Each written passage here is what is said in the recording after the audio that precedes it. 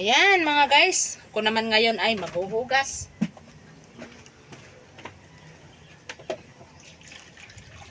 Maghuhugas ng mga hugasan. Ang daming mga hugasan.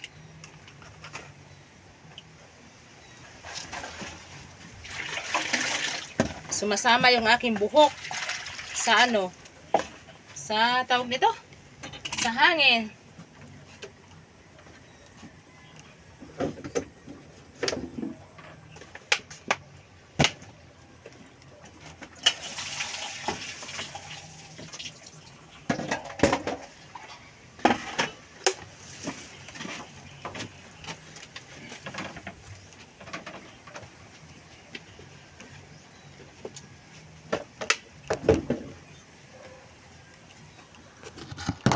Yan. Ang dami kasing mga hugasan dito. Tapos tawag nito?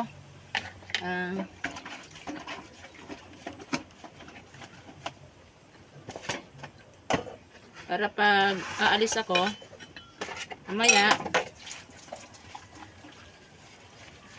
pag-uwi ko, wala na akong hugasan.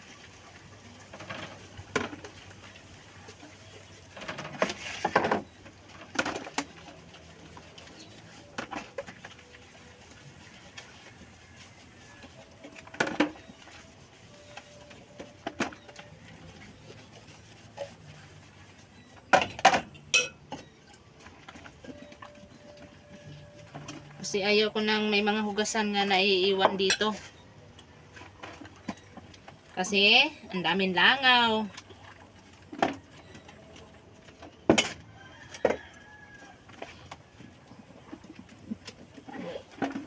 Mamadali na ako. Ay, kabayo. Kabayo. Mamadali na at ako'y maliligo pa.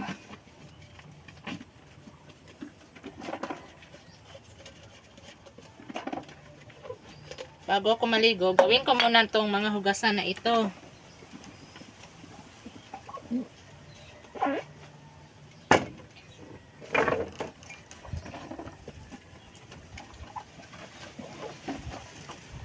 Mag-isa lang kasi ako. Ayun.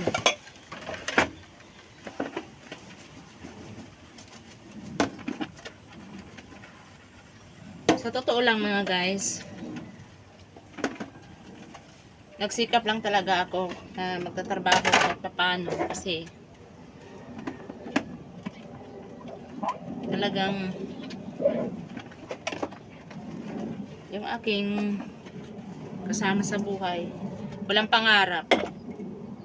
Totoo lang. Ang pera niya ay kanya lang. Alam nyo kung saan dinadala yung kanyang pera. Andun sa mga bisyo niya lahat. Kaya hindi ko na hinahayaan pang ma-stress ako kasi hirap na pag ako ma-stress. Kaya ang ginagawa ko, tatrabaho ako para may panggastos ako sa sarili ko.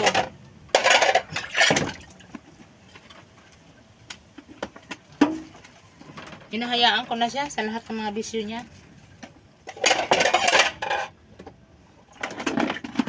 Hindi ko na siya pinapakailaman sa mga bisyo niya. Ganon din naman eh.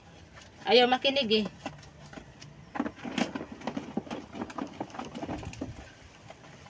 Kaya pag dumadating siya sa gabi, wala na akong pakialam sa kanya. Sa totoo lang kasi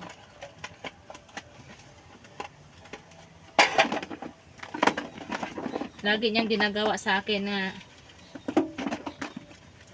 hindi siya nagbibigay ng pera sa akin at ang mga gastusin dito sa bahay. Nagbibili man siya minsan lang.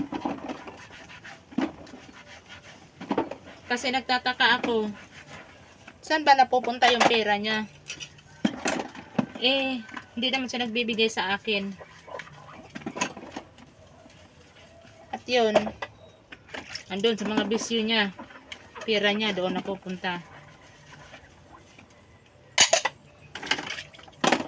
Kaya nasasabi ko na lang talaga sa sarili ko na Lord, magsikap ako kasi para bakasyon din ako doon sa amin, sa probinsya namin.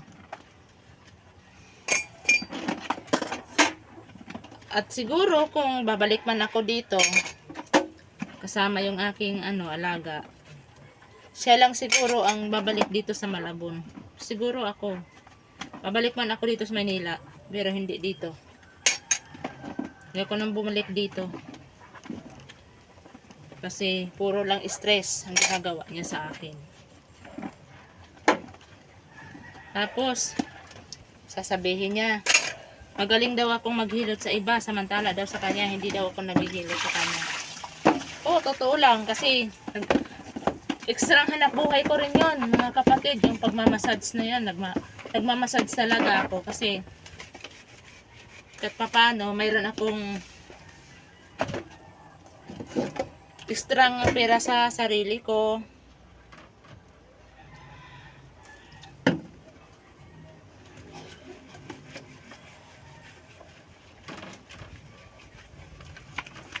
Ayaw ko kasi na mag-antay na lang ako sa kanya kung kailan niya ako abutan. Hindi naman siya talaga nag-aabot sa akin. Totoo lang.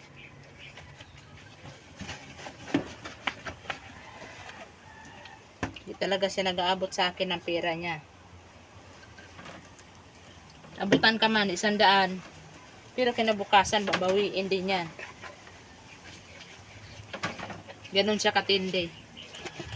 Kaya sa mga kapatid niya nga pinangakuan niya nga padalhan niya ng pera, nagagalit na ako sa kanya kasi nangako siya sa mga kapatid niya. Sabi ko, okay lang sa akin at hindi ka magbigay sa akin. Sa mga kapatid mo, nangako ka. Doon sa kapatid mong babae, nangako ka. Pero hindi ka nagpapadala ng pera doon. Anong ginagawa mo sa pera mo? Diba? Yun ang masaklap sa kanya eh. Pag darating ang araw na kailangan niya ng tulong, kahit kapatid niya, takwil siya. No? Pasensya na mga kaibigan. Kailangan ko rin kasi na magsalita kasi nga gusto ko na mayroon din akong mahingian ng payo. Nagpapasalamat din po ako sa mga kaibigan ko, sa mga ka-church ko na nagbibigay sila ng payo sa akin. Nagpapasalamat din ako sa kanila kasi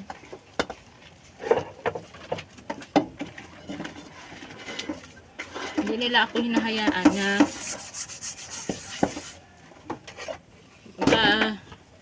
talagang laging magagalit. Kasi sa totoo lang, hindi ko talaga maiwasan nga hindi ako magagalit talaga sa kanya dahil hindi talaga siya tumitigil sa mga bisyon niya na mga hindi maganda. Lalo na yung pag-iinom. Gabi-gabi. Kung magkasakit mga guys, sino ba ang magproblema? Ako rin naman. Tapos ang lagi niyang sinasabi sa akin, nung ako daw ang nagkasakit, hindi daw niya ako inanuhan.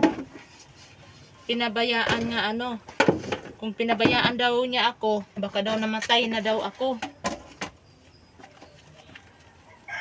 Sa totoo lang mga kapatid, last year, 2023, na-hospital ako.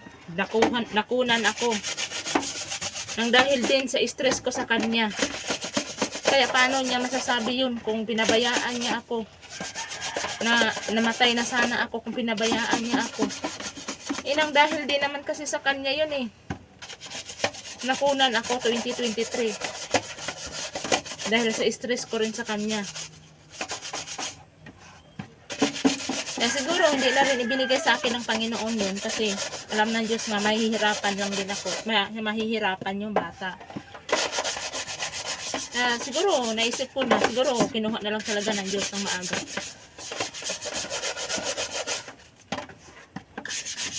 Dahil alam ng Panginoon nga maghihirap lang. Ang sa akin naman, sana naisip man lang niya na magbigay siya sa kapatid niya ng pera sa probinsya kasi alam ko na naghihirap rin yung kapatid niya doon. Na sana ngayon kahit naghihirap man din sana siya dito, sana nangako kasi siya eh. Yun lang naman din ang inaano ko sa kanya, nga nangako siya nga magbibigay siya. Tapos nung nagkapira siya, hindi siya nagbigay, hindi siya nagpadala. Ako, okay na sa akin yun kahit hindi siya magbigay sa akin, basta magbigay siya doon sa mga kapatid niya. Saan ba kayo mga kaibigan, mga kapatid, mga ganyan nga, mga asawa na okay na kahit hindi magbigay sa akin. Basta magbigay lang siya doon sa kapatid niya nga pinangakuan niya. Kaso hindi nga nangyari yun eh.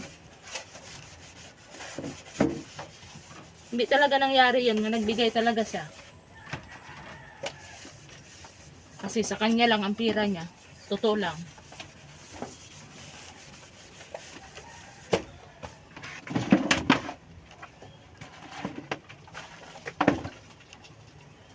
Hindi naman talaga nangyari nagbigay siya doon. Dahil sinusulo niya lang ang pira niya. Kanya dinadala sa mga bisyo niya. Doon ang totoo.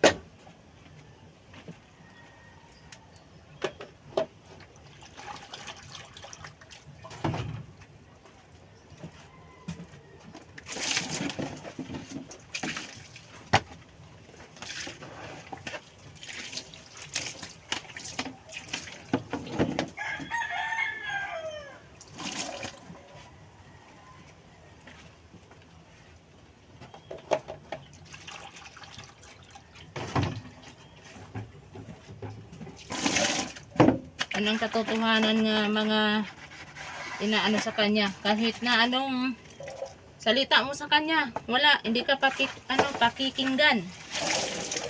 Pinapakinggan niya yung mga kabarkada niya. Ay nako, Diyos ko.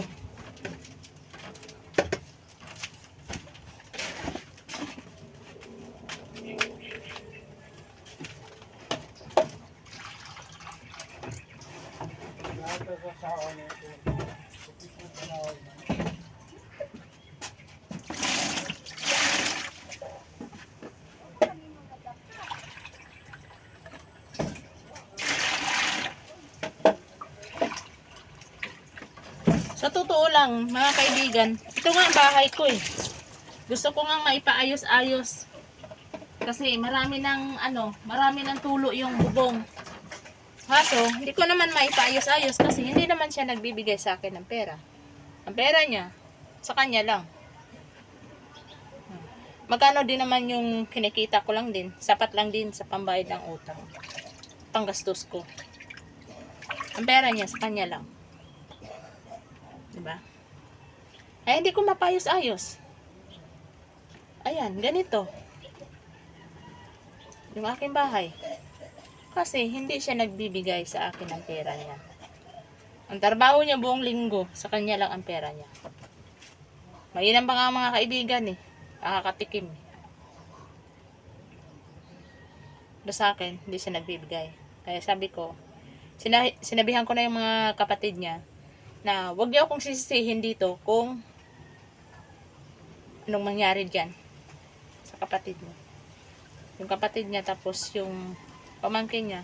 Actually, kausapin ko pa rin ulit yung pamangkin niya eh. Kasi, ang anuhin ko na lang talaga kung anong mangyari dyan. Huwag akong sisisihin. Kasi, matigas ang ulo. Sobrang tigas ng ulo. Ayan.